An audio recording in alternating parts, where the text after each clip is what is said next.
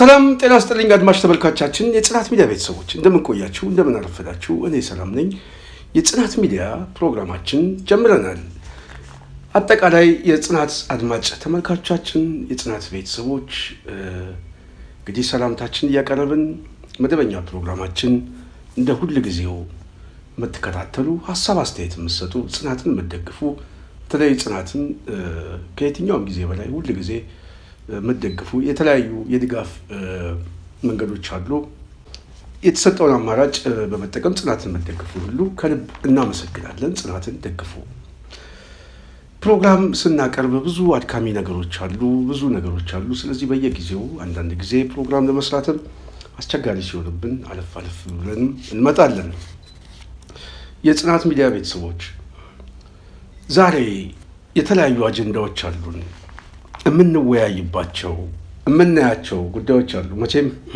ኢትዮጵያ ውስጥ ብዙ ነገር እየተለዋወጠ ነው እያየን ነው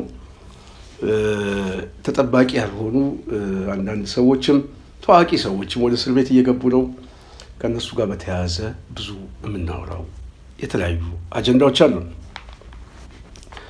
የጽናት ሚዲያ ቤተሰብ ከሁሉ በፊት ሰሞኑን በሚዲያችን ያቀረብናቸው ሐሳቦች አሉ በተለይ ከአዲስ አበባ ጋር በተያያዘ የተለያዩ ሰዎች ከውጭም ከውስጥም ደውለው በጣም በከፍተኛ ሞራልና ደስታ ከመቀበላቸው ውጪ ይህንን ትግል ከጎናችን በመሆን የህዝቡን ጥያቄ እስከ መጨረሻው ድረስ መልስ እስከሚያገኝ እንደሚታገሉ ሐሳባቸውን የሚሰጡ ሰዎችም አሉ በዚህ መዋቅር ውስጥም በዚህ ሴል ውስጥም መጠቃለል አለብን ብለው ጥያቄ ያቀረቡ ሰዎች አሉ እኛ በደጋጋሚ ጊዜ ከዚህ በፊትም ካለ ልምድ እና ተሞክሮ የአዲስ አበባ ትግል ሁሉም ሰው መደራጀት ይችላል የሚያደራጅ ማዕከል ላይ ያለ አደረጃጀት የለም ሐሳቦችን የምንሰጠው አደረጃጀቱን መፍጠር የሚችለው መሬት ላይ ያሉ ሰዎች ናቸው በአደረጃጀት ውስጥ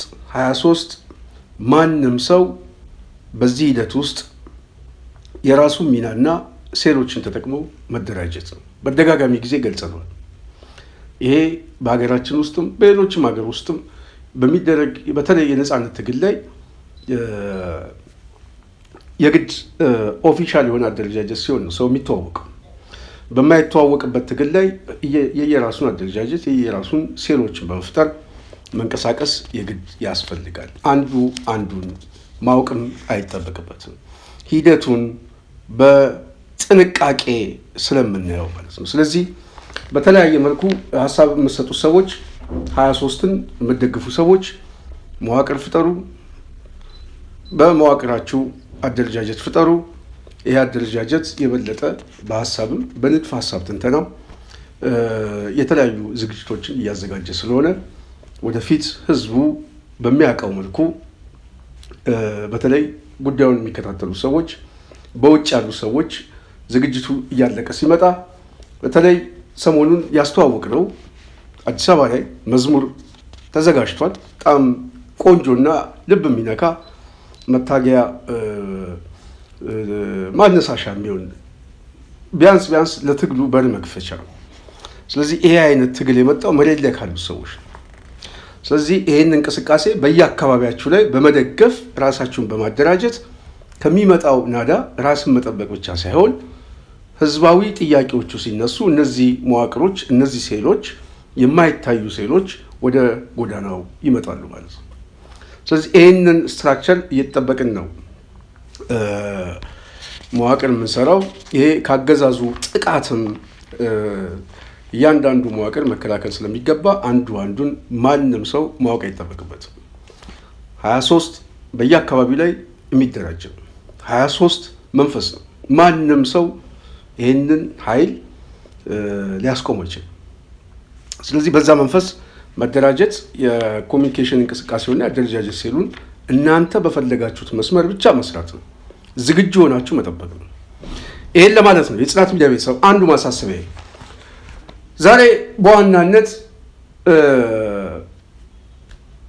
በጣም የሚገርም ጉዳይ የተለያዩ ሐሳቦች አሉ አንዱ በተለይ ታዋቂ ሰዎች ክስ ተመሰረተባቸው የሚል አጀንዳ ወጥቷል በእነሱ ጉዳይ ላይ ድምፅ ለመሆን የሚያስችል ቁመና ላይ አንገኝም እውነት ለመናገር። ምክንያቱም ህዝቡ በከፍተኛ ደረጃ ባለፉት የተራዘመ ዓመታት ውስጥ ለደረሰበት ጥቃት ሁሉ እነዚህ የሚታወቁ ሰዎች እንግዲህ ገንዘብ ከማሳደድ ውጪ ህዝባዊ ውግንና ይዘው አደባባይ ላይ ከችግሩ ጋር የሚጋፈጡ ሰዎች አይደሉም። እስር ቤትን ግን አዩት። በጣም የሚገርመው ይሄ እስር ቤት መታሰራቸው ዛሬ አልቀረም። ቢያንስ እውነትን እየመሰከሩ ከገንዘብና ከንዋይ ይልቅ የህዝብ ስሜት ላይ ሀሳባቸውን፣ ስራቸውን፣ ሙያቸውን የሚያከብረው ህዝብ ዛሬ በምን ሁኔታ ውስጥ እንዳለ ግልጽ ነው። የዳቦ ጥያቄ የሚያነሳው እርቦት አደባባይ ላይ የሰው ያለ የሚለው የፖለቲካ ጥያቄ የሚያነሳው በማንነቱ የሚታሰረው በየቀኑ ሰዎች በድሮን የሚጨፈጨፉት አገሪቷ በምን አይነት ዋይታ ውስጥ እንዳለች ማንም ሰው የሚያውቀው ነው። በዚህ ሂደት ውስጥ እኔ በጣም እነዚህ ታዋቂ ሰዎች ቢያንስ ስራችን ያከብርልናል የሚሉት ህዝብ እየተጎዳ ዝምታ፣ የተራዘመ ዝምታ የፈጠሩ ሰዎች መጨረሻ ላይ ግን አገዛዙ ወደ እስር ቤት እንደከተታቸው እየተሰማ ነው የሆነው ነው። በእኔ የፖለቲካ መነጽር ነው የምነግራችሁ። ይሄ ማለት ግን በሌላ ማህበራዊ ጉዳይ ላይ በማዕከላቸው እንደዚሁም ደግሞ በጣም ጥሩ ጸባይና ጨዋ ናቸው ብሎ ሰው የሚያስባቸው ሰዎች ሊኖሩ እንደሚችሉ ጠፍቶኝ አይደለም። እኔ ፖለቲካው ላይ በዋናነት የነበራቸው ተሳትፎ ደካማ ነው ከህዝብ ጥቅምና ከህዝበኝነት የተነሳ የሚል ግምገማ ስላለኝ ነው። የጽናት ሚዲያ ቤተሰብ ከዚህ እስር ጋር በተያያዘ ምናልባትም ስሙ ኦህዴድ ይቀርበኛል የሚለው የፊንፊኔ ፖለቲካ ፊንቴክ የተባለ የአንድ ኩባንያ መኪና እናስመጣለን በሚል አርቲስቶች በቦታው እንዲገኙ ታዋቂ ቲክቶከር በተለይ መንሱር የሚባል ቲክቶከርም እንደዚሁ ባለሀብት ነኝ እያለ የሚጫወት ደግሞም የሆነ ማለት ነው ኦህዴድ በስሙ መሬት የሚሸጥ ደላላ ነው። ይሄ ሰው እንግዲህ እያንዳንዱ አጠቃላይ ወደ 8 ሚሊዮን አካባቢ ጉርሻዎችን፣ ገንዘቦችን በመውሰድ በማስተዋወቅ 1.7 ቢሊዮን ብር አጭበርብረዋል። ስለዚህ አቃቤ ሕግ ክስ መስርቷል በሚል በታሰሩ በቀናት ውስጥ ወደ ክስ ምስረታ ውስጥ እንደተገባ ተሰምቷል። የኦህዴድ ብልጽግና መገናኛ ብዙሃን በስፋት አራግቦታል። እሱ ብቻ ሳይሆን የግለሰቦችንም ስብዕና ለማዋረድ በስፋት ካድሬውም መገናኛ ብዙሃንም የብልጽግና ካድሬ ለመቀስቀስ የሄደበት ሙከራ ታዝበናል። የጽናት ሚዲያ ቤተሰብ ከዚህ ጋር በተያያዘ አንዳንድ የሚነሱ ቅሬታዎችና የተለያዩ ጉዳዮች አሉ። በዋናነት በተለይ ከነሱ ጋር አብረው የተገኙ አምባሳደር ዲና ሙፍቲ እና የትራንስፖርት ሚኒስትሩ ምክትል ዴኤታ ኦህዴዳዊ ባለስልጣኖች ተገኝተዋል። ለምንድን ነው እነዚህ ሰዎች ያልታሰሩት ምናምን የሚል ጥያቄዎች እየመጡ ነው። ትክክለኛ ጥያቄ ነው። የሰዎቹ እስር እና ከእስሩ ጀርባስ ያለው ሁኔታ ምንድን ነው የሚለውን በተወሰነ መልኩ ለመገምገም ትንሽ ሞክሬያለሁ። በሱ ጉዳይ ላይ አንዳንድ ሀሳቦች ልሰጣችሁ ፈልጋለሁ። ከዛ በፊት ግን ተጨማሪ መረጃ ምናልባት ጊዜ ካለን የምናወራው የኦሮሚያ የጨፌ ጉባኤው የሽመልስ አብዲሳ መግለጫዎች ዋዜማ ዘግበዋለች። ዋዜማ እንደዘገበው በተለይ በኦሮሚያ ክልል ውስጥ በጨለቃ ቤት የሚኖሩ ህጋዊ ለማድረግ ካርታ ለመስጠት እንግዲህ ከሸገር ከተማ ከአዳማና ከቢሾፍቱ ውጭ ያሉ ከተሞች ላይ ይህንን ህጋዊ ሰነድ ለመስጠት እንግዲህ ዝግጅቶች እንዳሉ እና የትግበራ ኮሚቴ እንደተቋቋመ ዋዜማ ዘግቧል። ዓላማው ምንድን ነው? አዋጁስ ምንድን ነው? ፍላጎታቸውስ ምንድን ነው የሚለው ፖለቲካዊ እንድምታ ስላለው ከእሱ ጋር የምናወራበታለን። የጽናት ሚዲያ ቤተሰብ እንግዲህ ይሄ ፊንቴክስ የሚባል ኩባንያ በዋናነት በሀገር ውስጥ ይህንን ኩባንያ ድርጅት ለማቋቋም ዝግጅት ሲደረግ የመጀመሪያው ዝግጅት ዝም ብሎ እንደ ሱቅ በደረቴ ገብቶ ምናልባትም የውጭ ኢንቨስትመንት ውስጥ የተሳተፉ ሰዎችም ከሆኑ ዝም ብሎ አይደለም የሚገቡት። ፍቃድ የሚሰጣቸው አገዛዙ ነው። ፍቃድ ብቻ ሳይሆን የሚሰሩት ስራ ሁሉ ፕሮፖዛል ገብቶ ጥናት ተጠንቶ ገንዘብ አስይዘው ህጋዊ የሆነ ለስራው ማረጋገጫ የሚሰጠው ኦህዴድ። ይህንን ሁሉ ጊዜ መርሳት የለባቸው። ስለዚህ ኦህዴድ ደግሞ ህጋዊ ሲያደርጋቸው ህጋዊ ባለስልጣን የሚሉ የኦህዴድ ልሳኖችም በቦታው ይገኛሉ።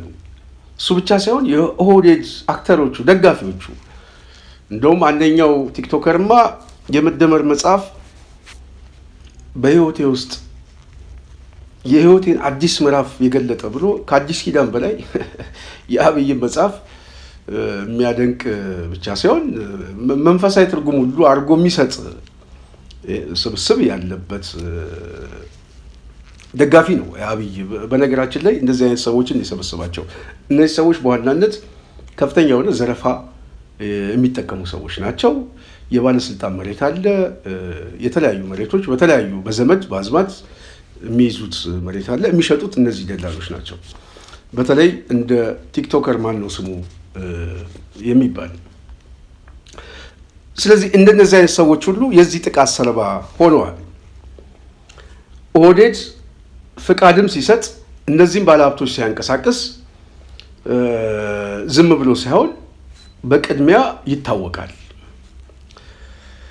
እነዚህ ሰዎች የተገኙት በምንድን ነው ከተባሉ እንግዲህ በዋናነት በተለይ በፊልም ኢንዱስትሪው ላይ በኪነ ጥበብ ስራዎች ላይ የሚታወቁ ሰዎች አብዛኛው ስራቸው የማስታወቂያ ስራ በመስራት ገንዘብ ማግኘት ነው። ይሄ ነው ስራቸው። ፖለቲካ ውስጥ መነካካት አይፈልጉም። የፖለቲካ ሴራም አይገባቸውም። ስለዚህ እነዚህ ሰዎች ገንዘብ የሚከፍላቸው ሰው ከመጣ ተስማምተው ስራ መስራት ነው። የድለላ ስራ ነው፣ ሌላ አይደለም። ራሳቸውን ነው የሚሸጡት። እውቅናቸውን በመሸጥ ገንዘብ ማግኘት ነው። ሌላው ጉዳይ አይገባቸውም። በዛ የድለላ ስራ ውስጥ ያሉ ሰዎች እነዚህ ሰዎች አሁን ፊንቴክ በተባለ ምናልባትም ይሄ እንቅስቃሴ ውስጥ እነማን እጃቸው አሉ? ምናልባትም በአክሲዮንም በምን የተለያየ ድርሻ ያላቸው ኃይሎች ይኖራሉ ብዬ አስባለሁ። ኦህዴድ በዋናነት የመንግስት ባህሪ ሳይሆን የኪስ አውላቂ ስብስብ ስለሆነ ከነዚህ ኃይሎች ጋር አብሮ የሚሰራ ወይም ደግሞ ይሄንን እንቅስቃሴ ለአንድ የፖለቲካ ኮንስፓይረሲ ለመጠቀምም የታሰበ ሊሆን ይችላል ብዬ አስባለሁ። ወይም ደግሞ በሂደት ውስጥ ምናልባትም ለሌላ ሴናሪዮ አጋጣሚ አንዳንድ የፖለቲካ ሴናሪዎች አሉ። እነሱ ሲታዩ ጠቃሚ ናቸው ተብሎ ከታየ ሊጠቀምበት ይችላል የፖለቲካ አመራሩ። ይሄ በአብዛኛው ምናልባት አርቲስቶችም ሊያገባቸው ይችላል፣ በእርግጥ ሙያቸው ስላልሆነ። ስለዚህ ይሄ ፊንቴክ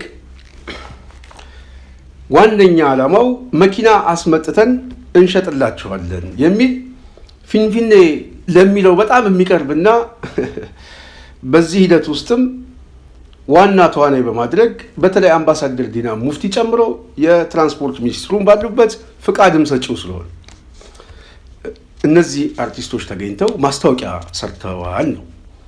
በዚህም ያልተገባ ገንዘብ እና ጥቅም አግኝተዋል። ስለዚህ የማጭበርበር ወንጀል ውስጥ ተሳትፈዋል ሲል ፈቃጁም ተሳትፏል። ልብ በሉ። ምን የሰጠው? ህጋዊ ፍቃድ የሰጠው እንዲንቀሳቀስ ማን ነው? እሱ ባለስልጣን። ይሄ መንገድ ትራንስፖርቱን በቀጥታ የሚመለከተው። ሁለተኛ የምክር ቤት አባልም ቢሆን ዲና ሙፍቲ፣ አምባሳደር ዲና ሙፍቲ በቦታው ተገኝቶ አድቨርታይዝ አድርጓል፣ ማስታወቂያ ሰርቷል። ይሄ እኮ ግልጽ ነው፣ የሚታወቅ ሰው ነው፣ የመንግስት ባለስልጣን ነው። ስለዚህ ፍቃድ ተሰጥቶት ሳይንቀሳቀስ ያውም የተለያየ ዝግጅት ተደርጎ በመሀል ከተማው ላይ እንደዚህ አይነት ተቋማዊ እና ስርዓታዊ መዋቅራዊ የሆነ ማጭበርበር ውስጥ የገባ ቡድን ነው ከተባለ፣ ተቋም ነው ከተባለ ይሄ ኩባንያ በአንድም ቢሆን በተዘዋዋሪ ፍቃድም የሰጠው ከውጭም የመጣ ከሆነ ወደ ሀገር ውስጥ የገባው ጥናት ሲያደርግበት ገንዘብ ሲያሲዝ የተለያዩ አገልግሎት እንዲያገኝ ያመቻቸው አካል ሁሉ የዚህ ጥፋት ተባባሪ ነው። ስለዚህ እነዚህ ሰዎች ሲታሰሩ በቀጥታ የወንጀሉ ተባባሪ ናቸው ተብሎ ኦህዴድ እንደሚያስበው ብቻ ሳይሆን ከኦህዴድ አስተሳሰብ ውጪ ፖለቲካዊ አስተሳሰብ ውስጥ ብለን ማሰብ አለብን ብዬ አስባለሁ። ስለዚህ እኔ በሁለት ከፍዬዋለሁ። አንደኛው የተለያዩ እያንዳንዳቸው ከ8 ሚሊዮን በላይ ገንዘብ ወስደዋል ነው የሚሉት። ስለዚህ ወንጀሉ ደረቅ ወንጀል ነው፣ በጥያቄ ምልክት እናስቀምጡ። በየትኛውም ደረጃ በመርህ ደረጃ ላይ ወንጀል ማጭበርበር፣ የትኛውም ወንጀል የትኛውም አካል መጠየቅ አለበት ብለን እናስባለን። ይሄ የሚቀጥለውም ስራ ሲመጣ የአብይ አገዛዝ መጠየቅ አለበት የምንለው በዋናነት ማስረጃ ስላለ ነው። የወንጀል የጭፍጨፋ ማስረጃ ስላለ ማለት ነው። ስለዚህ መጠየቅ አለበት፣ መታሰር አለበት፣ መቀጣት አለበት የሚል የመርህ ጥያቄ ምንም እኛ ጋር እሱ የሚያጠያየቅ ጉዳይ አይደለም። ይሄ ማለት ግን እውነታውም ደግሞ መጋለጥ አለበት የሚል ደግሞ አቋም አለን። ስለዚህ ወንጀላቸው የማጭበርበር ወንጀል በደረቅ ወንጀል እንያዘው ወይንስ እነዚህ ሰዎች ፖለቲካዊ ወንጀል አድርገን እናስቀምጠው ብለን ዝም ብለን ከራሳችን ጋር ስንወያይ በሁለቱ ጉዳይ ላይ ቢሆንስ ብዬ የተለያዩ ሀሳቦችን ቅድም ካልኳችሁ ስቴጆች እየተነሳው ሀሳቦችን ለመተንበይ ወይም ደግሞ ሴናሪዮ ለመስራት አመቺ ነው እያስባል። ስለዚህ የጽናት ሚዲያ ቤተሰብ በዋናነት እነዚህን ሰዎች ለመከላከል ምናምን እንደዚህ አይነት እንትን ውስጥ የለኝም። እኔ በፖለቲካ ትግላችን ውስጥም ያደረጉት ጠብታ አለ ብዬ አላስብም። ምናልባትም ከመካከላቸው እኔ ስም መጥራት አልፈልግም። ከዚህ በፊት በነበረው ስርዓት ላይ ቢያንስ እውቅናቸውን ተጠቅመው መጥተው እንኳን አንዳንድ ሀሳብ እንዲያቀርቡ እንደው መልእክት ልከንላቸው የሰጡን መልስ እንፈራለን። የሚፈሩት መታሰር ነበር። ያ መታሰር ግን ዛሬ ይደርሷል። በኦህዴድ አጋጥሟቸዋል። ትላንት ፈርቶ ቢቀመጡም ኦህዴድንም ፈርቶ ቢቀመጡም መጨረሻ ላይ ግን ኦህዴድ ወደ እስር ቤት አስገብቷቸዋል። ሲያስገባቸው ወንጀል ፈጽሟል አልፈጸሙም የሚለው ወደፊት የምንሰማው ነው። እሱ ጉዳይ ላይ አላነሳም። ከእስራቸው ጀርባ ግን ፖለቲካ አጀንዳም አለው ብለን ስናስብ ከምን ተነስቼ ነው ይሄንን ልደመድብ የምችለው የሚለውን እናንተን ለማስረዳት ስለምፈልግ ብቻ ነው። ስለዚህ የነዚህ ታዋቂ ሰዎች ይሆናል የሴናሪዮ ግምታችን። የጽናት ሚዲያ ቤተሰብ ኦህዴድ በራሱ የሌብነት አባት ነው። ስለዚህ ኦህዴድን ለማመን የመንግስት ቁመና ያስፈልገዋል።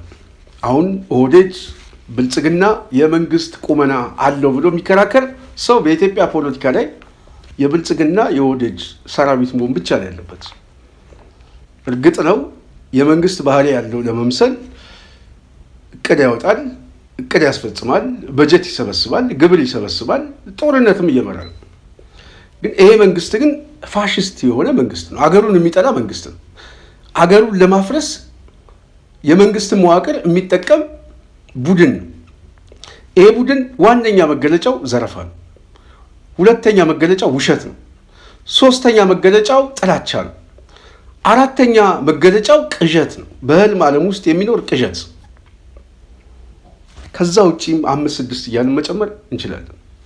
ለቅዠቱ ማሳያ አብይ አህመድ አሁን የትላንትናውን እንደው ባሳያችሁ ምንድን ነው የሚለው? የብርሃን ዓመት ይለዋል። ራሱን የሚያየው እንደ መሲ ነው። ድንገት የመጣ መሲ። እናቱ ንጉሥ ትሆናለች ብለዋለች። ንጉሥ ሆኗል። መሲ ነው። ስለዚህ አብይ መጋቢት ላይ ሲመጣ ምን ነበር? በኢትዮጵያ ውስጥ አዲስ ብርሃን ነው የመጣው። በጣም አንዳንድ ጊዜ መለኮታዊ ትእዛዛት ነው ሁሉ የተጻፈውን ነገር ሁሉ የሚፈታተን ሰው እኮ ነው። በጣም ከሰውነት ከእንስሳ አስተሳሰቡ በላይ አንዳንድ ጊዜ ለመገመትም ይከብደናል። ይሄ ሰው ምንድን ነው ያለው? 8ቱ ዓመት የብርሃን ዓመት፣ ከመጋቢት እስከ መጋቢት፣ ከብርሃን እስከ ብርሃን። እኔ እውነትም መንገድም ብርሃንም እኔ ነኝ የሚለው በመጽሐፍ ቅዱስ ኢየሱስ ብቻ ነው። ስለዚህ አብይ ምን ሆኗል? አሁን ብርሃን ነው። ከምን ጀምሮ? ከመጋቢት ጀምሮ። ስለዚህ መንግስትም ብቻ አይደለም የብርሃን አምላክም ነኝ እያለ እና ይሄንን አሳፋሪ ሰው አለመጣል አለመታገል በታሪክ ላይ የሚያጽፈው አሳፋሪ ትውልድ ተብሎ ነው የሚጻፈው። እና ከዚህ ጽሁፍ ከዚህ የታሪካዊ ተጠያቂነት ለመውጣት ይሄንን ሰው በራሱ መታገል በአንድ በኩል ፖለቲካዊ ነው፣ በሌላ በኩል ደግሞ ሐሳዊ መሲሁን መታገል ራሱ መንፈሳዊነት ነው። የሚፈታተን ይሄ የጨለማው ገዢ ቡድን ስለሆነ ነው፣ ቅርንጫፍ ስለሆነ ነው። ስለዚህ ከፖለቲካ አስተሳሰብ በላይ ነው የአብይ አገዛዝ። ይሄንን ላስቀምጥላችሁ የፈለኩት ከነዚህ ሰዎች ጋር ከማነሳቸው ሀሳቦች ጋር አሁን ካለበት ተጨባጭ ሁኔታ ጋር አብሮ የሚገጣጠም ነው። ይሄንን መንግስት ለማመን ብዙ ችግሮች ስላሉበት ማለት ነው። ውስጣዊ፣ ውጫዊ፣ እንደዚሁም ባህሪያቱ ራሱ የመንግስቱ ባህሪዎቹ ሌብነትን የሚያበረታታ ነው። ስረቅ የሚል ዘረፋን እንደ ፖለቲካ መሳሪያ የሚጠቀም ራሱ አብይ ነጋዴና ሌባ የሆነ መጽሐፍ ሸጬ ነው እያለ ግን ትላልቅ ሪል ስቴቶችን ዱባይና ኢትዮጵያ ውስጥ በሰው ስም እየገነባ ያለ እየሸጠ ያለ ደላላ ነው። ስለዚህ እነዚህ ሰዎች ደግሞ እያንዳንዳቸው በዘርም እንደዚሁም ከፖለቲካ ስልጣን የመጣ ወዳጅነት ከራስ የመጣ አግላይነት የፖለቲካ ዓላማ የፓወር ክፍል አለ፣ የጥቅም ክፍል አለ። እያንዳንዱ ሲሚንቶ ነጋዴ ነው፣ ነዳጅ ነጋዴ ነው፣ መሬት ነጋዴ አለ፣ ወርቅና ቡና ነጋዴ አለ። እና ይሄ ቡድን ነው መንግስት ብለን እነዚህን ሰዎች ጠረጠርኳቸው በዚህ ሲል ኦኬ እሺ በምን ወንጀል ፈጽመው ወይንስ ምን ፈልገው ብለን ለማሰብ ያግዘናል ብዬ ስለማሰብ አንደኛው ሴናሪዮ በተለይ ሰሞኑን ቴዲ አፍሮ አንድ አጀንዳ አምጥቷል።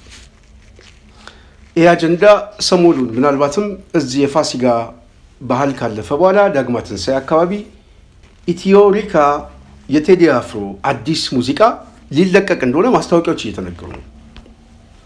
ግምቶቼን ነው የማስቀምጥላችሁ። ቴዲ የህዝብ ልጅ ነው። እሱንም ማስፈራራት አይደለም፣ የፖለቲካ ለጥጬ በማየት ምናምን አይደለም። ራሱ መስዋዕትነትን የሚጋፈጥ ጀግና ልጅ ነው። የኔ ግምት ኢትዮሪካ የቴዲ ዘፈን አዲሱ ዘፈን ሚዲያው ላይ ከወዲሁ አጀንዳ ሆኗል። ምን ማለት ፈልጎ ነው የሚለው በዚህ ጭብጥ ውስጥ በዚህ ሀሳብ ውስጥ ልጁ ካለው በጣም የተራቀቀ ሀሳቦችን የሚያይበት መንገድ እና ብልሃትና እውቀት በቴዲ ሀሳብ ውስጥ በዚህ ዘፈን ውስጥ የሚወጣው የስርዓቱን አገዛዙን የሚያሞግስ ምናምን አብይ የሚለው ከብርሃን ወደ ብርሃን 8 ዓመት ምናምን ብሎ የሚያወጣው ዘፈን አይደለም። ይሄ ዘፈንን ብቻ ሳይሆን መልእክት ነው። ብዙ መልእክት ነው። ግጥሞቹ መልእክቶች ናቸው። ብዙ መልእክት አለው። እሱ ብቻ ሳይሆን የቅስቀሳ አድማሱን ከባድ ነው። ሰውን የማነሳሳት የሆነ ቦታ ላይ ስታክ ያደረገበት ሁኔታ እንደሚቆጨው እንደሚያነሳሳ የቴዲ ስራዎች 97 ላይ ያስተሰረ ጥሩ ማሳያ ነው። አሁን ቴዲ ኢትዮሪካ የሚል ዘፈን ላወጣ ነው የሚል ባነሩ ብቻ ሲወጣ ያገዛዙን ልሳኖችና ያገዛዙን ስሜት ስናየው ከፍተኛ ጭንቀትና ፍርሃት ውስጥ ገብቷል። ምን ሊል ፈልጎ ነው ደግሞ ምን ሊያመጣብን ነው የሚል አሁን ያለው ሁኔታ ሲያየው ደግሞ ሌላ የችግር ቀውስ የቀውስ ትንተናል። አደገኛ ቀውስ ምን ሊል ፈልጎ ነው የሚለው ድንጋጤ ግን ምልክት ደግሞ ሰጥቷል። ባለፈው ጊዜ ቴዲ ሲጽፍ በጣም ብዙ ሰው የተቀባበለው በኢትዮጵያ ውስጥ እየተፈጸመ ያለው ግድያ፣ መፈናቀል፣ ከፍተኛ የሰብአዊ መብት ጥሰት፣ ዘረኝነት ሊበቃ ይገባል የጎሳ ስርዓት ሊያበቃ ይገባል፣ ሊዘጋ ይገባል። የህዝቡ ድምፅ ሊሰማ ይገባል። ጩኸት በዛ፣ ድህነቱ፣ ጦርነቱ፣ ግድያው፣ ሰቆቃው ይሄ አብይ ብርሃን ብሎ የሚጠራው ቴዲ በጣም በአጭር አረፍተ ነገር በፔጁ ላይ ያስቀመጣት ጽሁፍ ያገዛዙን ስርዓት በከፍተኛ ደረጃ አስደንግጦታል። ስለዚህ ኢትዮሪካ የሚለው የቴዲ አዲሱ አልበም መጀመሪያ ቀድሞ ፍንጭ ከሰጠን ሀሳቦች ስናየው እነዚህ ሀሳቦች በግጥም በቴዲ ብልሃትና የዜማ ቅኔ ታሽተው ወደ አደባባይ ሊመጡ ነው። እሱ ደግሞ ምንም ነገር የሚጋፈጥ አርበኛ ነው። በራሱ የሚፈራው ጉዳይ አይደለም። መልእክት ነው የሚያስተላልፈው። በዚህ መልእክት ደግሞ ብዙዎቹ ይገዙታል። ከተማ የሚያደገ ከተማ ልጅ ስለሆነ አብዛኛው ችግሩን ደግሞ በደንብ ያውቃል። ዛሬ አዲስ አበባ ችግር ምን እንደሆነ ከቴዲ በላይ የሚያውቅ ሰው የለም። በነገራችን ላይ ወደፊት ጊዜ ሲፈቅድ ስለ ቴዲ እና ስለ አዲስ አበባ ጉዳይ እናወራለን። አሁን አንናገርም። እኛ ግን እንደ ቴዲ የሚያውቅ ሰው ማንም ሰው የለም። ቁጥር አንድ ነው የምነግራቸው ስለ አዲስ አበባ፣ በሀገር አቀፍም ስላለው ውጥንቅጥ ችግር ቴዲ ጽፏል። ስለዚህ በዚህ ዘፈን ውስጥ ቴዲ ምን ሊያመጣ ነው የሚል ያገዛዙ ፍርሃት እና ድንጋጤ በማስታወቂያው ከወዲሁ ረብሻ ውስጥ ገብተዋል። ስለዚህ ስጋት ስላላቸው ስጋታቸው ከምንድን ነው የመጣው? አሁን ያለው ሁኔታ ችግሮች እና ቀውሶች። ይህንን ችግር አገዛዙ አይቀበልም፣ ወደ መፍትሄ መሄድ አይፈልግም። ስለዚህ እንደዚህ አይነት ታዋቂ ሰዎች ወደ አደባባይ ህዝቡን የሚያነሳሳ ነገር ደግሞ ካመጡ ምርጫ አለ፣ ህዝቡ እያመፀ ነው፣ የዳቦ ጥያቄ አለ፣ ዓለም አቀፉ ቀውስ እየባሰ ነው፣ ነዳጅም የለም፣ በእግር የሚል የተባለ ህዝብ ወደ አደባባይ መምጣቱ አይቀርም። ፍርሃት አለ፣ ድንጋጤ አለ። ስለዚህ ይህንን እንቅስቃሴ ከወዲሁ ወይ ለማስቆም ወይ ለማገት ወይ ለማስፈራራት የመጀመሪያው ሴናሪዮ የሚታወቁትን ሰዎች የፖለቲካ ሰለባ አድርጎ ሌሎችን ማስፈራራት ወይም ደግሞ እንደ መስታወት መጠቀም ሊሆን ይችላል። ትክክል ነኝ ትክክል አይደለም እሱ ሌላ ጉዳይ ነው። ሴናሪዮ አንድ የኔ። ስለዚህ የእነዚህ ታዋቂ ሰዎች መታሰር በታዋቂ ሰዎች ተጀምሯል። ስለዚህ ነገ ጠዋት አንተም አይቀርልህም አንቺም አይቀርልሽም የሚል ፍርሃትና ድባቡን የመቀየር እንቅስቃሴ ምናልባትም ወቅቱ አይፈቅድልኝም ምናምን ነገር በተለይ ቴዲ ፍርሃት ውስጥ ገብቶ ወይም ጭንቀት ውስጥ ገብቶ በቃ ደግሞ እንከን ፈልገው አንድ ነገር እንዳያረጉ በቃ አስረዝመው በሚቀጥለው ዓመት አድርገው ምናምን ይሄ ያገዛዙ አንድ የሴናሪዮ ትንተና የፖለቲካ የኮንስፓይረሲ የሴራ ትንተና ሊሆን ይችላል ብዬ አንድ አሰብኩኝ። ሁለተኛው ኦህዴድ ብልጽግና በፍጻሜ አፋፍ ውስጥ ነው ያለው። ሞቱ ታውጇል፣ ምንም ጥያቄ የለውም። ቀብሩ ግን ገና ነው። ቢያንስ ቀብሩ ላይ ሀዘንተኞች ተሰባስበው አበባ አስቀምጠው ለቅሷቸውን እርማቸውን አጥተው ሊሰናበቱ ጫፍ ላይ ነው ያለው። በጉድጓዱና በሳጥኑ መካከል ያለ ልዩነት ነው። መች ነው ወደ አፈር ውስጥ የሚገባው ነው የሚለው እንጂ ሞቱ አያሳስብም። ሞቱ ከሞተ ቆይቷል። እሱ የሞት ትንተና እኛ እናወራው። ኦህዴድ ብልጽግና በዚህ ደረጃ ፍጻሜ ውስጥ ያለ አገዛዝ ከፍተኛ ውድቀት የሚመጣበት እኔ ስወድቅ እኔ ስሞት ከኔ ሞት ጋር አብረው መሞት አንፈልግም፣ ከዚህ እብድ ጋር ከዚህ ከንቱ የሆነ ሰው ጋር እጁ ላይ ካለው ደም ጋር ተያይዘን እኛም ራሳችን ብንወድቅ የያዝነውንም እናጣለን፣ ከፍተኛ የሆነ ኪሳራ ውስጥ እንገባለን። ስለዚህ ይሄ ሰው እኛንም ይዞ ወደ መቃብር እያስገባን ነው፣ ጎመን በጤና። ስለዚህ ጉድጓዱን እሱ ይጠቀምበት፣ እኛ ግን ቢያንስ ይሄንን እድል እንጠቀም የሚል ኃይል ከዚህ በፊት ደጋግሜ ነግራችኋል። ሳልቀደም ልቅደም፣ ከምወድቅ ይውደቅ፣ ቢያንስ ትንሽም ቢሆን እድል ልጠቀም የሚል አሰላለፍ ይፈጠራል። ይሄ ሰዋዊ ፍላጎት ነው። ይሄ አገዛዝ ሲወድቅ ቢያንስ ራሱን ችሎ እንዲወድቅ ህዝቡ ላይም ከሚወድቅ ሀገሪቷ ላይም አደጋ ከሚሆን እኛም ላይ ከሚሆን ሳንቀደም እንቅደም።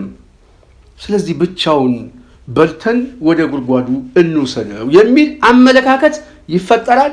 ተፈጥሯልም ውስጡም በስፋት እንዳለም እየተሰማ ነው።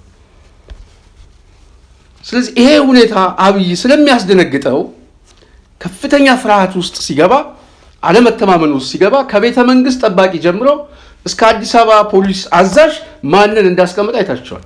ታማኝ፣ ገዳይ፣ አሳሪ የሚላቸውን ሰዎች ነው የመደበው። ሰው ማመን አቅቶት ዛሬ አዲስ አበባ ፖሊስ ኮሚሽንን ማመን አቅቶት ጀነራል አስራት ዴኔሮ የተባለ ሰው ነው አብይ ሾው። ስለዚህ በጸጥታ መዋቅር ውስጥም በደህንነት ውስጥም ይሄ ሰው ጥላውን ወደማያምንበት የሆነ ሰው ሊመጣ ይችላል። የሆነ እድል አለ፣ የሆነ የተከፈተ ነገር አለ። ህዝቡ ቁጭት ውስጥ ገብቷል። አገሪቷ ኮላፕስ ልታደርግ ነው። ስለዚህ ይሄ ቁጭት፣ ይሄ ዘረፋና ይሄ ውድቀት ደግሞ ከኛ ጋር አብረው ፍቅር እስከ መቃብር የማይሉ ስብስቦች እንደሆኑ ያውቁታል። እነሱ ምላሳቸው ነው ሚዲያ ላይ ምናምን የሚሉት እንጂ አብዛኞቹ ፋኖን እየተሳደቡ ግን ለፋኖ መረጃ የሚሰጥ የጸጥታ መዋቅር አለ። ምንም ጥያቄ የለውም። አብይን ለማስደሰት ፋኖ መስደብ ምንም ጥያቄ የለውም። እና ይሄንን የሚያደርጉ ሊሆኑም ይችላሉ የሚል ግምገማና ፍርሃት ስላለው ውስጣዊ ክፍሉና ያልታሰበ ሳልቀደም ልቅደም የሚል አጥቂ ቡድን ይመጣብኛል የሚል ፍርሃት የፈጠረበት፣ እንደዚሁም ደግሞ በህዝቡ ውስጥ እየባሰ የመጣው ህዝባዊ ተቃውሞ ወደ አደባባይ ሊመጣ ይችላል የሚለው ጫና በውጫዊ ኃይሎች የጦርነት ጡዘት ከሱ ጋር ደግሞ ተጨምረው ደግሞ የምርጫ ውጥረትና አስቻይ ሁኔታ መጥፋት ያልታሰበ አደጋ ብቻ ሲሆን መች ነው ውድቀቱ፣ መች ነው ሞቱ፣ መች ነው ቀብሩ የሚፈጸሙ የሚል የቀን ጉዳይ እንደሆነ ገብቷቸዋል። ስለዚህ ይሄንን ኃይል ለማስጨነቅ፣ ይሄንን ኃይል ለመምታት ቢያንስ የተወሰነ የእፎይታ ጊዜ አገኛለሁ የሚል መጠቀሚያ ሊያደርገው ይችላል። ምኑን? እስሩ የተራ ሰዎች እስር ሳይሆን የሚታወቁ ሰዎችን መንካት በቀጣይ እኛ ጋር ይመጣል። በቀጣይ የውስጥ ክፍሉ ላይ የውስጥ አንጃው ላይ ፍርሃትና ስጋት ይፈጥራል የሚል እንደ ማሳያ እንደ ፖለቲካ አጀንዳ የውስጥ መምቻ አድርጎም ሊጠቀምበት ይችላል ብዬ አስባለሁ። ሁለተኛው ደግሞ ውጫዊ ኃይሎችን ፍርሃት መፍጠር። ህዝቡ ወደ ጎዳና ሊመጣብኝ ነው፣ ሊያምጽ ነው ሲል አርፈ ቤት ተቀመጥ። አሁን ሰለሞን ቦጋለም ሰራዊት ፍቅሬም የሚምረው ሰው የለም። የኔ ተላላኪ የሆነው ቲክቶከር ማን ነው ስሙ፣ እሱም ወደ እስር ቤት ገብቷል። ስለዚህ አደባባይ ላይ የምትመጣው ትሞታለህ፣ ትታሰራለህ የሚል ፍርሃት ለመፍጠር የተፈለገው ነው። ሰው እስር ቤት ምናምን ሲል በጣም እንዴት እንደሚጠቀሙበት ይገባኛል። ማንም ሰው ራሱን ለነፃነቱ የሚያስብ ከሆነ እንደዚህ አይነት ጉዳዮች ሊያስጨንቁት የሚገባ አይደለም። ሰው ህይወት እየከፈለ ነው ዛሬ። ስለዚህ ሁለተኛው ከዚህ ፍርሃት የመጣ አንድም ውስጣዊ አሰላለፉ ላይ፣ በሌላ በኩል ውጫዊ የህዝቡ እንቅስቃሴ ላይ ፍርሃት ለመፍጠር በሚታወቁ ሰዎች መጀመር ሁለተኛ የፖለቲካ ዓላማው ነው ብዬ አስባለሁ። የሴራ ትንተና ነው ብዬ አስባለሁ። ሶስተኛው ኦህዴድ ጠቅላይነት የሚባል እንቅስቃሴ አዲስ አበባ ላይ እያዋለደ እየመጣ ነው። የጨፌ አቅጣጫ ነው የምነግራቸው። አዲስ አበባን ለመዋጥ በስፋት እየመጡ ነው። የአዲስ አበባ መዋቅር ዛሬ ፈርሶ የሸገር ተጠሪ የተባለው ሰው አዲስ አበባ ላይ ተወዳዳሪ ይሆናል። ነካሙዙ ካሳ ምናምን ብቻ ይሄ አተቱንም ገተቱንም ሰብስቦ ኦህዴድ ከተማውን ለመዋጥ በስፋት በዝግጅት ላይ ይገኛል። እሱ ብቻ ሳይሆን በአጠቃላይ በአዲስ አበባ ውስጥ ያለው ሁሉ ይሄ ታማኝ የሚሉትን ገዳ የኮማንዶ በአጠቃላይ ከተማው የጸጥታ መዋቅር ውስጥ ሙሉ ለሙሉ እንዲቆጣጠር ስራ እየሰሩ ነው። የሚቀራቸው በቅርብ ጊዜ አዋጅ ማውጣት ብቻ ነው። ይሄን አዋጅ ተከትሎ በአዲስ አበባ ውስጥ የሚታይና የማይታይ የተደራጀ እንቅስቃሴ አለ ብሎ ያስባሉ። ማሰብ ብቻ ሳይሆን በስፋትም አለ። ይሄ እኛም ስንገልጽላችሁ የቆየ ነው። ይሄ ኃይል ባላሰብኩት ሰዓት ባልታሰበ ሁኔታ መዋቅራዊ የሆኑ ውስጣዊ ኃይሎችንም በመጋበዝ ያልታሰበ ችግር ይፈጥራል። ከአመፁም በላይ ቁጣው ምናልባት ከቁጥጥር ውጭ ወጥቶ ኦህዴድ የከተማ ግንባርም ይፈጥርልብኛል ብሎ ያስባል። ከዚህ በፊት መሳሪያ ገብቷል፣ ቤት ለቤት መፈተሽ አለብኝ ምናምን የሚለው በስፋት አንዱ ይሄ ነው። ስለዚህ አዲስ አበባ ውስጥ ያለ ያልታየው የማይታየው እንቅስቃሴ 23 በዋናነት ይህንን ሁኔታ ሊቀለብስ የሚችል ኃይልም ሊሆን ይችላል የሚል ፍርሃት አለው። ይሄ የህቡ እንቅስቃሴ አደጋ ነው ብሎ ኦህዴድ በጣምም ስለሚያምን ማመን ብቻ የለም ፍርሃቱን በተጨባጭም ስለምናቅ በተጨባጭ ነው የምንነግራችሁ ስለምናቅ ይሄ ስጋት በከተማ ውስጥ ያልታሰቡ ሁኔታዎች ይፈጥርብናል። በተለይ ኦህዴድ ጠቅላይነቱን እና ከምርጫው ጋር በተያያዘ አኩራፊነቱ ለዚህ አመፅ ትልቅ እድል ይከፍትለታል፣ ይህንን ሁኔታ ይጠቀማል የሚል ፍርሃት አለው። ስለዚህ ወታደራዊ እና ይሄ የኮማንዶ ገዳ ኮማንዶ የሚለውን ከመጠቀም ባሻገር በአደባባይ የሚመጣውን ይሄ የማይታየውን እንቅስቃሴ ለማስፈራራትና ለማስጨነቅ ኦህዴድ የመንግስት ቁመና እንዳለው ማሳየት ይፈልጋል። ያስራል እኮ አሁንም ክትትል ያደርጋል። ይሄ ወንጀለኞችን እየተያዙ ነው እየተከታተለ ነው የሚል የፖለቲካ ዲስኮርስ ይፈልጋል። በአንድ በኩል ፍርሃት መፍጠር፣ በሌላ በኩል ደግሞ ደጋፊውም እየወደቀ ነው የሚለው ፍርሃት ውስጥ የገባውን ደጋፊ ማጽናናት ይፈልጋል። በዛ ደረጃማ አታሟርቱብኝ፣ እኔ እኮ መንግስት ነኝ፣ ሰው መያዝ እችላለሁ፣ ማሰር እችላለሁ፣ ወንጀለኞችን እያያዝኩ ነው የሚል የመንግስትነትን ባህሪ ሁኔታ ማሳየት ስለሚፈልግ ያንን ካራክተር ለማሳየት የወሰደው እርምጃ ነው ብዬ አስባለሁ። ደጋፊውም ራሱ ፍርሃት ውስጥ ገብቶ እየተጨነቀ ነው። እኛንም ይዞ ሊሄድ ነው በቃ ይሄ ሰውዬ የሚል ጭንቀትም ስላለ ቢያንስ የመንግስት ቁመና እንዳለው ለማሳየት አሰረ፣ ፈታ ምናምን የሚል ትንሽም የአዲስ አበባው የጉለሌው መንግስት በዛ ደረጃ ማሳየት ይፈልጋል። ስለዚህ ሶስተኛው ሴናሪዮ አንዱ ከዚህ ከማይታየው ተቃውሞ ጋር የመጣ ድንጋጤ እና ከጠቅላይነቱ ጋር አብሮ በተያዘ ሊመጣ የሚችለውን አደጋ እና የህዝብ ብሶት ተቃውሞ ለማስተንፈስም ደጋፊውንም የመንግስት ቁመና እንዳለው ለማሳየት ሰዎችን የሚታወቁ ሰዎችን ምናምን ሰው እኮ ያስራል። ዛሬ እኮ በሺዎች የሚቆጠሩ ሰዎች እኮ በየቀኑ እየታሰሩ። እነዚህ ሰዎች የሚፈለገው ፊታቸው ስለሚታወቅ ነው። ፊታቸው ምናምን ስማቸው ስለሚታወቅ በእነዚህ ሰዎች እስሩን ማለማመድ ለዚህ ፍርሃት ይጠቅመኛል፣ ለውስጣዊ እንቅስቃሴውም ያግዘኛል ብለው ስለሚያስብ ነው ብዬ እስራቸው ከደረቅ ወንጀል ይልቅ ፖለቲካዊ ወንጀል ያመዝንብኛል ብዬ እንድደመድም አድርጎኛል ማለት ነው ባስቀመጥኩት ሴናሪዮ። ኦኬ እሺ፣ በዚህ ባስቀመጥከው ይሆናል ሴናሪዮ ማሳያ አድርገህ ምንድን ነው የምትጠቀመው? ይህንን ለማመን ምን እንመን? ምንድን ነው ማሳያ እንጂ እነዚህን ሰዎች ወንጀል አልፈጸሙም ልትል ፈልገህ ነው ምናምን ብሎ ወይም ላነሳው ጥያቄ የሚከራከር ሰው ሊኖር ይችላል። እሱን ለማስረዳት በጣም አድካሚ ቢሆንም ግን አንድ ሁለት ሴናሪዮ ለጽናት አድማጭ ተመልካቾቻችን እናስቀምጥላቸው። አንደኛ የዚህ ማሳያ ፖሊስ እነዚህን ሰዎች ሲይዛቸውና ካሰራቸው በኋላ ፍርድ ቤት አቅርቦ ጊዜ ቀጠሮ ጠይቆባቸው በንጋታው ክስ ተመሰረተባቸው።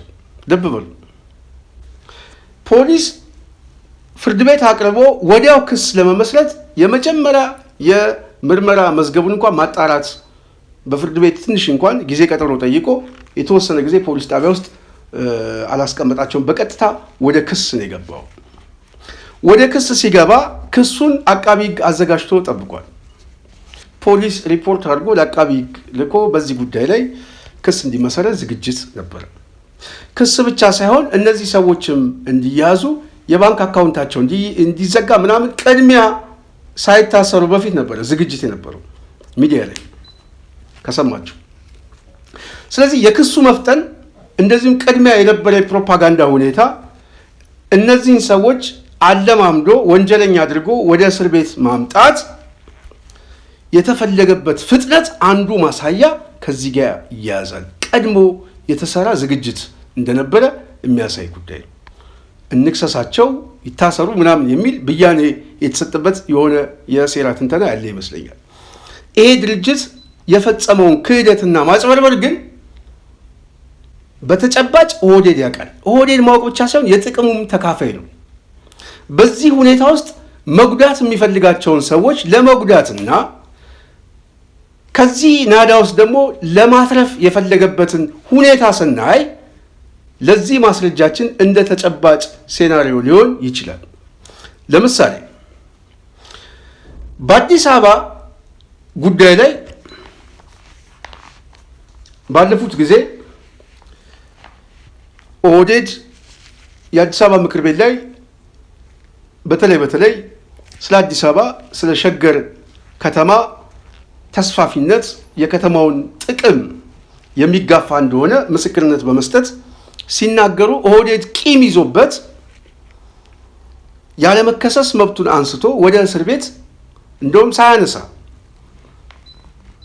ወደ እስር ቤት ያስገባቸውና ባለፉት 3 ዓመታት ውስጥ የታሰሩት ዶክተር ካሳ ተሻገርን አስታውሰን አንድ ሁለተኛ ያለመከሰስ መብቱ ሳይነሳ ፖለቲካዊ ውሳኔ ተወስኖ አብይ አህመድ ስልጣን በቃ እንደ ኃይለማርያም ደሳለኝ ስልጣንን ለቀህ ሽግግር ይምጣ ጦርነት በቃን የሚል ሐሳብ ስላመጣ እንዴት ስልጣንን ልቀቅ ትለኛለህ በሚል በቀጥታ ወደ እስር ቤት በማስገባት ለ3 ዓመት ያሰረውን ክርስቲያን ታደለን ስናየው ድብደባውን ትተነው ሕክምና መከልከሉን ትተነው የእስሩን ስቃይ ትተነው በፍርድ ቤት እንዴት እንደሚያላግጥባቸው ትተነው ይሄ ሁሉ በቀል የፈጸመ አገዛዝ ተገኝተው ማስታወቂያ በመስራታቸው ብቻ ሳይሆን በሂደቱ ላይ የመንግስት ተወካይ የሆነ ፍቃድም የሰጠው በቀጥታ የመንገድ ትራንስፖርት ለዚህ ኢንቨስትመንት እውቅና የሰጠው የመንግስት መዋቅር እያንዳንዱ ሴክተር የመንግስት ባለስልጣን ሆኖ ያለመከሰስ መብት ይኑረውም አይኑረውም በቦታው ላይ ተገኝቶ ድርጅቱን ያበረታታ እውቅናውን የበለጠ እንዲጨምርና ታማኝነቱ እንዲገነባ ያደረገ ዲና ሙፍቲ የተባለ ባለስልጣን የመንገድ ትራንስፖርቱ ምክትል ሚኒስትር የተባለው ኦህዴድ ባለስልጣን ኦህዴዳዊ የተረኝነት መንፈስ ያለመከሰስ እድል እነሱ ጋር ስላለ እነዚህ ሰዎች የዚህ ቡድን በአንድም ይሁን በሌላ ጉዳይ በድብቅም በህቡ እጃቸው ሊኖር ይችላል። እንዴት ተገኙ? በምን ሁኔታ ተገኙ? ምናልባትም ማን ጋበዛቸው? ከነዚህ ሰዎች ጋር በምንድን ነው ግንኙነቱ ተብለው በቀጥታ ፖሊስ ማጣራትም ማሰርም ክስ አቃቤ ሕግም እንዲመሰርት ጥያቄም አልተጠየቀም። እነዚህ ሰዎች አልታሰሩም። የነዚህ ሰዎች አለመታሰር የታሳሪዎቹ ሁኔታ የበለጠ ፖለቲካዊ ጥቃት እንደሆነ ሊያሳይ ይችላል። ያለመከሰስ መብት ዲና ሙፍቲ ተራ ጉዳይ ነው። የክርስቲያን ታፍኖ እስር ቤት አብይን ተናገረ ተብሎ የታሰረ ሰው እንግዲህ ህዝብን ያጭበረበረ የተባለ አጀንዳ ካመጡ ከዲና በላይ በዚህ ወንጀል ውስጥ ሊያነካካው የሚችለው ማንም ሰው የለም። ፍቃድ የሰጠው እዛ እንቅስቃሴ ውስጥ የገባው እያንዳንዱ ሴክተር የሚያመቻች ከከተማው አስተዳደር ጀምሮ ቦታ የሰጠው ምናምን የባንክ ብድር እንቅስቃሴ ዝም ብሎ እኮ አይደለም እኮ እንደዚህ አይነት ኢንቨስትመንት ውስጥ የሚገባው ብዙ እኮ ፕሮሲጀሮች አሉ። እነዛን አሟልቶ ነው የገባው። ማን ሰጠው? ማን አሟላለት? ስለዚህ የሂደቱ አካል መዋቅራዊ ሰንሰለቱን ጠብቆ ነው። ይሄ ደግሞ ለፖለቲካ ጥቃት ይሄንን እንጠቀምበት ተብሎ ተሰልቶ ሊሆን ይችላል። በምን ቅድም ባስቀመጥኩላችሁ ሴናሪዮ ውስጣዊ ውጫዊ ችግር እንደዚሁም ከቴዲ ጋር የተያዘ ፍርሃትና ድንጋጤ ከህዝባዊ አመጽ ጋር በተያዘ እንደዚሁም በአዲስ አበባ ላይ ሊነሳ የሚችል አዳዲስ ጠቅላይና ቁጣ ፍርሃት ውስጥ በመግባት የውስጡንም የውጩንም ለማስደንገጥ የሚታወቅ ፊት እንሰር። የመንግስት መዋቅር ውስጥ ማሰር አሁን ኦህዴድ የሚያዋጣ አይደለም። ምክንያቱም በሁለት እግሩ መቆም አልቻለም። ገና ደግሞ እድል የለውም። አሁን ያበቃለት መንግስት ነው። ስለዚህ አንጃና ቡድኑን እያሰፋው የጸጥታ መዋቅሩም እየተከፋፈለ እርስ በርስ መታኮስም ሊፈጥርብኝ ይችላል ብሎ ሲሰጋ በሌላ ሰው በውጫዊ ግን በሚታወቁ ሰዎች ግን የውስጡን ላስተንፍስበት ማስደንገጫ ላድርገው ብሎ ሊያስብ ይችላል ከኦህዴድ አስተሳሰብ። ስለዚህ የዛ ሰለባ ሊሆኑ ይችላሉ ብዬ እጠረጥራለሁ የጽናት ሚዲያ ቤተሰብ። ለዚህ ጥሩ ደግሞ ሁለተኛው እንደማሳያ ቅድም ከክስ መመስረቱ ፍጥነት ጋር በተያዘ ገልጬላቸዋለሁ። ሁለተኛው ደግሞ ዋነኛ የኦህዴድ ሰዎች አለመታሰር እነ ዲናን ጨምሮ አጠቃላይ የመንግስት መዋቅር ውስጥ ያሉ ሰዎች ሁለተኛው ነው። ሶስተኛው በአዲስ አበባና በአጠቃላይ ሀገራዊ ቀውስ እንደዚሁም ጦርነቱ የምርጫ ሁኔታው አደጋ የሆነበት ኦህዴድ ውድቀቱ ፊቱ ላይ የመጣ አሁን ደግሞ ከዓለም አቀፍ ሁኔታና ከጦርነት መስፋፋት ጋር የፈጠረበት ኢኮኖሚካሊ ክራይሲስ በተለይ ደግሞ ከነዳጅ መጥፋት ጋር በተያዘ ነዳጅ ብቻ የለም የጠፋው። ዛሬ ቡናውን መሸጥ አልቻለም። ቡና ሸጦ ነበረ ጥይት የሚገዛው ቆሟል። እሱ ሰሊጡን ቆሟል። ወርቁን ዛሬ የሚሸጠው ሰው የለም። ዘጭ ብሎ ነው ያለው። ስለዚህ አብይ አህመድ ነጋዴው ገዢውም ወድቆበት ነው ያለው። በከፍተኛ ጨለማ ውስጥ ነው ያለው። በዛ ላይ ደግሞ በጦርነት ተከቦ ነው ያለው። ስለዚህ የዓለም ሁኔታ እኛንም በተዘዋዋሪ ይነካናል። ጦርነት ላይ ደግሞ መሆን ደግሞ የበለጠ ቀውስ ነው። ምርጫ ላይ ደግሞ መሆን ደግሞ ሌላ ቀውስ ነው። ስለዚህ ይሄ ሁኔታ ጨለማ ውስጥ የከተተው ፍርሃት ውስጥ የከተተው ተስፋ መቁረጥ ውስጥ የገባው አገዛዝ ምናልባት የሚፈራው በዚህ ሁኔታ ውስጥ ቅድም ላነሳው ጥያቄ ማረጋገጫ ስለሚሆን ነው። በዚህ ሁኔታ ውስጥ ያልታሰቡ እኛን መስለው እኛን የሚያጠፉ ሰዎች ይመጡብናል ብሎ ይፈራሉ። ዘመዱም ሊሆን ይችላል። መጨረሻ ላይ ጎመን በጤና ብሎ ቅድም ያልኳቸው ፍርሃት ውስጥ አላቸው። ስለዚህ እዚህ ውስጥ በመዋቅር ውስጥ ችግር ይፈጠርብናል ብሎ ሲያስቡ ቅርብ ጊዜ አዳነች የተናገረችው ጥሩ ማሳያ ነው። መፈንቅለ መንግስት የሚያስቡ መንግስትን መጣል አይቻልም፣ ስለዚህ ጸሎት አድርጉልን ያለችው አዳነች ራሷ። መፈንቅለ መንግስት አብይም ቅዠቱ ሲገባ ከዚህ በፊት መፈንቅለ መንግስት ነው የሚለው። ስለዚህ መፈንቅለ መንግስት ቅዠት ውስጥ ገብተዋል። ጦርነቱ ከቦናል። በአዲስ አበባ ዙሪያ 100 ኪሎ ሜትር ራዲየስ ላይ ዛሬ ፋኖ እየመጣበት ነው፣ እየተሰባሰበ ነው። የአዲስ አበባ ህዝብ ጎዳናው ለመውጣት ጊዜ እየቆረጠ ነው ያለው። አደረጃጀቱ በስፋት እየመጣ ነው። አዳነች ቅዠቱ ስገባ መፈንቅለ መንግስትም ያሰጋናል እያለች ነው። ይሄ ውስጣዊ ችግራቸውና ምልክቶችን ማሳያ ናቸው። ስለዚህ እነዚህ መፈንቅለ መንግስት ያሰጋናል ጸልዩልን ያለችው አዳነች በፖለቲካ በኦህዴድ የፖለቲካ ውስጣዊ ችግር ውስጥ ከፍተኛ ክራይሲስ እንዳለ፣ አደገኛ ለመተማመን እንዳለ፣ ስርዓቱ እያበቃለት እየፈረሰ እንደሆነ ማሳያ የራሷን ንግግር ወስደን ይሄንን ሴናሪዮ ቅድም ያስቀመጥነው ሊተገብረው ይችላል፣ እነዚህ እስረኞችን የጦስ ዶሮ ሊያረጋቸው ይችላል ብለን ካሰብን የመዋቅሩ መፍረስና መዳከም አዳነች ምስክርነት ሰጥታለች። በውስጥም በኩል ያልታሰበ አደጋ ሊመጣብን ይችላል ብላ ሰግታለች። ስለዚህ ተጨባጭ ሊሆን ይችላል፣ ትክክለኛ ሊሆን ይችላል። እነዚህ ሰዎች የፖለቲካ መጠቀሚያ የፖለቲካ ሴራ ሰለባ ሆነዋል ብዬ አስባለሁ። ይሄ ማለት ግን ወንጀል አለባቸው የለባቸውም ነገ ጠዋት የምንሰማው ነው። ቢኖርባቸውም ግን ከዚህ ሂደት ጋር ሊጠየቁ የሚገቡ የመንግስት መዋቅር አጠቃላይ ያገዛዙ መዋቅር እንደዚሁም በቦታው የተገኙ ዲና ሙፍቲም ቢሆን ያለመከሰስ መብት ከህዝብ እኮ ሌብነት በላይ እኮ ከዚህ በላይ እኮ የለም። ያለመከሰስ መብት ምክር ቤቱ አንስቶ ወደ እስር ቤት ያስገባው ነበረ፣ ግን አይፈልግም አገዛዙ። ይሄ ደግሞ ፖለቲካ አጀንዳ እንደሆነ ግልጽ ነው ብዬ ስለማስብ ነው የጽናት ሚዲያ ቤተሰብ በእነዚህ ሰዎች ጉዳይ ላይ ትንሽ ሰፋ አድርጌ ለማመጣ የፈለግኩት። ለማንኛውም በተለይ ሽመልስ አብዲሳ በመጨረሻ የሽመልስ አብዲሳ ዋዜማ ያወጣው መግለጫ የጨረቃ ቤቶች ህጋዊ ማድረግ እና የዘረፋ አዋጅ ማለት ይቻላል። በእኔ እይታ ዋናው በቅድመ ሁኔታ ያስቀመጡት በተለይ ከሸገርና ከአዳማ ከቢሾፍቱ ውጪ ያሉ አካባቢዎች ብቻ ነው የሚደረገው ነው የሚለው። የከተማ ማስተር ፕላን ካልነካ በስተቀር እንደዚሁም ቅድሚያ ክፍያ መክፈል ያስፈልጋል። የተለያዩ ሁኔታዎችን አስቀምጧል። ይሄ በአንድ በኩል ኦህዴድ በተለያየ ሁኔታ ለዘረፋ መዋቅር እንዲመቸው አዋጁን ይጠቀምበታል። ዋናው ግን ከምርጫ ቅስቀሳ ጋር በተያያዘ ዘመቻ እናደርግበታለን፣ ምርጫው ላይ እናሳትፍበታለን። ቢያንስ አስቻይ ሁኔታ የሌለበት ሁኔታ ይህንን ምክንያት አድርገን ወደ ምርጫው እንዲመጣ እናደርገዋለን። በተለይ ደግሞ አሁን ሰው ምርጫ ካርድ እየወሰደ የለም። ኦሮሚያ ላይ ራሱ እኛ ተቆጣጥረነዋል የሚሉት አካባቢ ሰው ንቋቸዋል። ስለዚህ በዚህ ሁኔታ እንደ ቅስቀሳ እንደ ማስያዣ አድርገን እንጠቀምበታለን ብሎ ስላሰቡ ነው። በሌላ በኩል ደግሞ ያው ገንዘብ የሚሰበስቡበት ከወደቀን አይቀር ያለውን ነገር ሁሉ ዘርፈን የያዝነውን ይዘን እንጠፋለን የሚል የተስፋ መቁረጥም ስላለ አዳዲስ አዋጆች ተጠባቂ ናቸው። በጣም ይገርማችሁ ሸገር የሚባል ከተማ የለም፣ ወደፊትም እናፈርሰዋለን። ያው በህግ ነው የሚፈርሰው፣ ምንም ጥያቄ የለው። ከኦህዴድ ውድቀትና ውድመት በኋላ አዳማ የሚሉት ናዝሬት፣ ቢሾፍቱ የሚሉት ደብረ ዘይት፣ እኛ የምናውቀው በሙሉ ስሙ ነው፣ በቀድሞ ስሙ ስለሆነ የምናውቀው።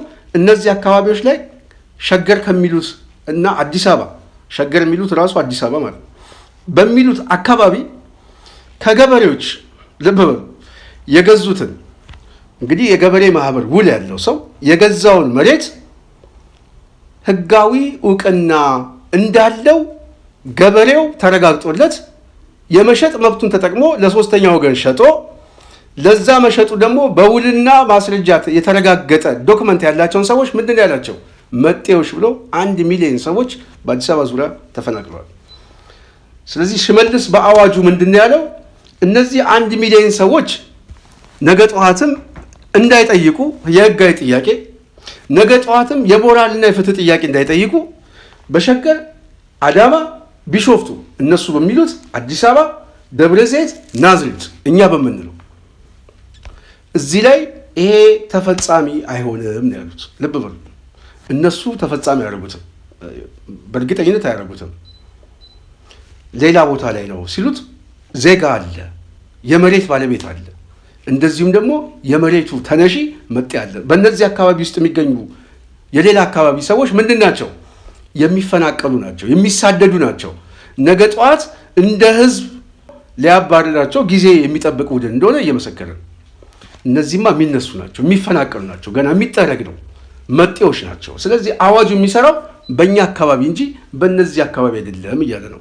እኛ ግን እናረጋግጣለን ነገ ጠዋት አዲስ አበባ ላይም ደብረ ዘይት፣ ናዝሬት የተቀማው መሬት በኦህዴድ መዋቅር ውድቀት፣ ሞት ላይ ትንሣኤ እንዳለ ግን ሊገነዘቡ ይገባል።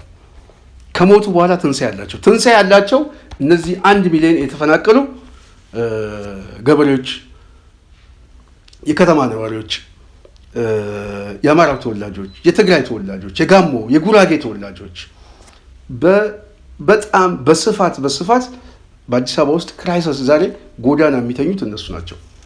ለእነዚህ ሰዎች ህጋዊ እውቅና ያላቸውን ሰዎች ነገ ጧት ትንሣኤ አለ። ከምን በኋላ? ከድል በኋላ። ለድሉ ግን ምን ያስፈልገናል? ከፍተኛ ትግል ያስፈልገናል። ስለዚህ ከፊታችን ኦህዴድን ለመጣል በምናደርገው እልህ አስጨራሽ ትግል ውስጥ የበኩል ሚና መወጣት አለብን። ለምኑ? ለዚህ ትንሣኤ፣ ለዚህ እጅ ላይ ላለው ህጋዊ እውቅና ለሚሰጠው መኖሪያ ቤት የይዞታ ማረጋገጫ። ይህን ለማለት ነው። የጽናት ሚዲያ ቤተሰብ በሚቀጥለው በሌላ ሀሳብ በሌላ ዝግጅት እንገናኛለን። ሙሉ ፕሮግራሙን ያዘጋጀውላችሁ እኔ ስንታየሁ ቸኮል ነኝ። በሚቀጥለው በሌላ ሀሳብ በሌላ ዝግጅት እስክንገናኝ ስለነበረ ቆይታ ከልብ አመሰግናለሁ። ጽናትን ደግፉ፣ ጽናትን አበረታቱ እያልኩኝ እኔ ከዚህ ሰናበታለሁ። ሰላም።